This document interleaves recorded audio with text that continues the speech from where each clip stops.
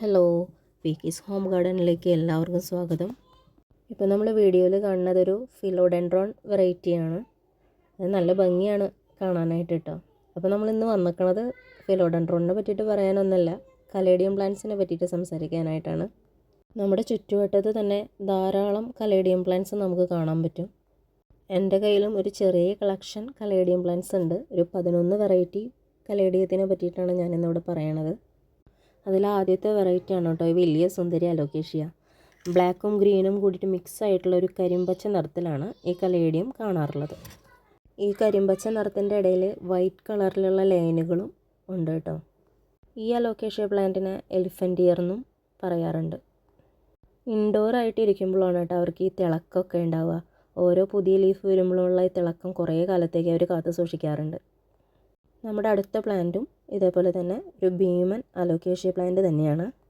കഴിഞ്ഞ വർഷം പീക്കീസിനെ സ്കൂളിൽ നിന്ന് ഒരു പിക്നിക്കിന് കൊണ്ടുപോയിട്ടുണ്ടായിരുന്നു. അന്ന് സ്നേഹതീർത്ഥിക്കും പോയിട്ടുണ്ടായിരുന്നു. അവിടെ കൂട്ടം കൂട്ടമായിട്ട് കാട് പോലെ നിന്നിട്ടുണ്ടായിരുന്ന ഈ പ്ലാന്റിൻ്റെ ഒരു ചെറിയ കിഴങ്ങ് കൊണ്ടുവന്ന് വെച്ചതാണ് കേട്ടോ ഈ കാണുന്നതൊക്കെ. ഒറ്റ നോട്ടത്തിൽ നമ്മുടെ നാടൻ ചേമ്പാണെന്ന് തോന്നുള്ളൂ കേട്ടോ കണ്ടിട്ടുണ്ടെങ്കിൽ. തൊട്ടപ്പുറത്ത് വീണ നാടൻ ചേമ്പും നമ്മുടെ അലോക്കേഷ്യയും വലുപ്പത്തിലും രൂപത്തിലും ഒരുപാട് വ്യത്യാസങ്ങളുണ്ട്. നല്ല നീളവും കട്ടിയും ഉണ്ട് അലോക്കേഷ്യ പ്ലാന്റിന്. അലോക്കേഷ്യയുടെ അരുവിൽ ഒരു ഇളം പച്ച നിറത്തിൽ ഒരു ഔട്ട്ലൈനും പോയിട്ടുണ്ട് കേട്ടോ. നല്ല കട്ടിയിൽ തന്നെയാണ് ആ ഔട്ട്ലൈനും ഉള്ളത്. മഴയൊക്കെ പെയ്തപ്പോൾ നമ്മുടെ കലേഡിയത്തിൻ്റെ അടിയിൽ നിറയെ തൈകൾ വരുന്നുണ്ട് കേട്ടോ. ഒന്നൊന്നല്ല, നിറയെ തൈകളുണ്ട്. അപ്പോൾ നമുക്കിനി അടുത്ത കലേഡിയത്തിലേക്ക് കിടക്കാം. ഹാർട്ട് ഓഫ് ജീസസ് എന്ന് പറഞ്ഞൊരു കുഞ്ഞൻ കലേഡിയാണ് അടുത്ത നമ്മളെ വെറൈറ്റി. വൈറ്റും ഗ്രീനുമാണ് ഇതിൻ്റെ നിറം. തീരെ ചെറിയ ഇലകളും തണ്ടുമാണ് ഇതിനുള്ളത്. നല്ല ഭംഗിയുള്ള ഈ കലേഡിയം ഹാർട്ട് ഷേപ്പിലാണ് ഉള്ളത്. അതുകൊണ്ടാവണം അതിന് ഹാർട്ട് ഓഫ് ജീസസ് എന്നുള്ള പേരും വന്നിട്ടുള്ളത്. ഒരു അല്പം വലിപ്പമുള്ള ചട്ടിയിൽ വെക്കുകയാണെന്ന് വെച്ചിട്ടുണ്ടെങ്കിൽ ഇത്തിരി കൂടി ബൊക്ക പോലെ ബുഷിയായിട്ട് വരും കേട്ടോ നമ്മുടെ ഈ കലേഡിയം. അടുത്തത് ആർമി കലേഡിയാണ്. പേര് പോലെ തന്നെയാണ് കേട്ടോ നമ്മുടെ ആർമി കലേഡിയത്തിൻ്റെ ഇലകൾ കാണാനും. ഡാർക്ക് പച്ച നിറത്തിനിടയിൽ വൈറ്റ് നിറത്തിലുള്ള പല ഷേപ്പിലുള്ള പാച്ചസും കാണപ്പെടുന്നുണ്ട്. മാർക്കറ്റിൽ നല്ല അത്യാവശ്യം വിലയുള്ളൊരു പ്ലാന്റാണ് നമ്മുടെ ഈ കലേഡിയം.